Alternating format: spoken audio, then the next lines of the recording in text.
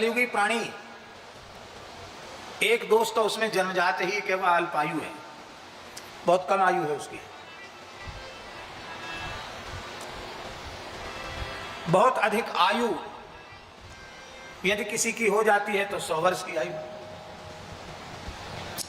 हाँ, समर्थ योगी पुरुष, महापुरुष, उनकी बात अलग प्रकार की है। अब श्री कृष्णदास पयहारी जी महाराज,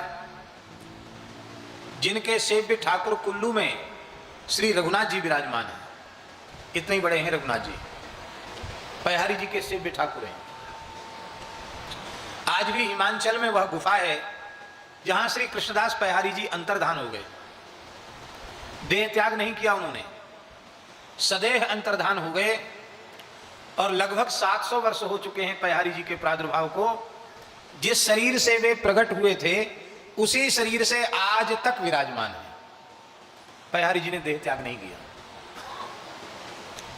अधिकारी पुरुषों को आज भी उनका दर्शन होता है।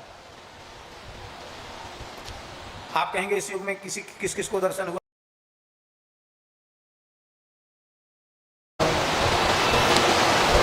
श्री स्वामी रणछोड़ दास जी महाराज, चित्रकूट बड़ी गुफा रघुवीर मंदिर के संस्थापक सदगुरुदेव श्री रणछोड़ दास जी महाराज को उनका दर्शन ही प्राप्त नहीं हुआ। पयहारी जी ने प्रकट होकर उन्हें दीक्षा प्रदान की। पूज्य गुरुदेव श्री पहाड़ी बाबा महाराज को अनेकों बार पयहारी जी का दर्शन प्राप्त हुआ। ये 2 महापुरुष तो हमारे संज्ञान में हैं जिनको हुआ, और न जाने कितने महापुरुषों को उनका दर्शन हुआ होगा। वे पयहारी जी महाराज 12 वर्ष तक रेवासा धाम में विराजे। कितने वर्ष? और उनके सेव्य जानकी नाथ जी जो ठाकुर जी हैं और नरसिंह सालिग्राम जी हैं, वो उन्होंने श्री स्वामी अग्रदेवाचार्य जी महाराज को प्रदान किए, जो आज भी वहां विराज रहे हैं।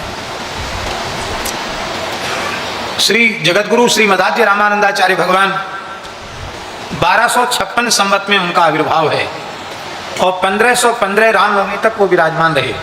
259 वर्ष तक धरती पर श्री रामानंदाचार्य जी विराजे। अलौकिक बात है। हमारे खाकचौक परंपरा के मूल संस्थापक श्री स्वामी नरसिंहदास जी महाराज पहाड़ी बाबा, जिनको समाधि, जीवित समाधि लिए 213 वर्ष हो चुका है, संवत 1869 में उन्होंने जीवित समाधि ली।